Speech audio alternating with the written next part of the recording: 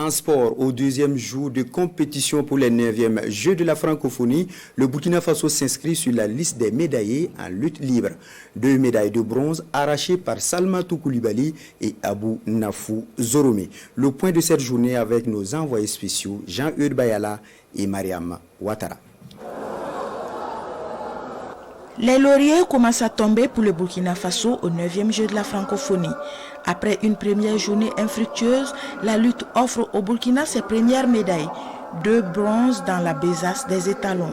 La première est arrachée par Salmatou Koulibaly devant la Malgache Solanaïna Malala.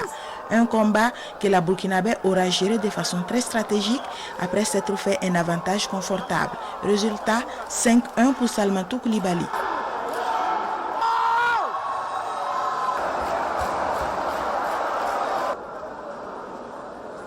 À sa suite, Abou Nafou Zoromé devait se mesurer au Roumain Kaprav Zourab qui ne se présente pas sur le tapis.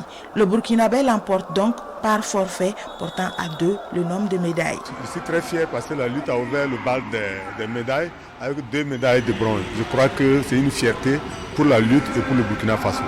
On est venu ici, on était timide hier parce que on a tout donné mais rien n'a marché. Aujourd'hui, grâce à Dieu, on a eu 2 médailles de bronze. Et on souhaite le meilleur avenir pour nos coéquipiers qui n'ont pas encore combattu. Pour les cyclistes, la consigne était claire dès le départ. Il fallait marquer le Maroc à la roue. Mais elle s'est avérée plus facile à dire qu'à appliquer. Effectivement, le Maroc a fait la course et a tracé sa voie dès le 2e tour de cette course qui en comptait 10. Une échappée de 2 Marocains et 1 Roumain, laissant un écart de 2 minutes d'avec le peloton.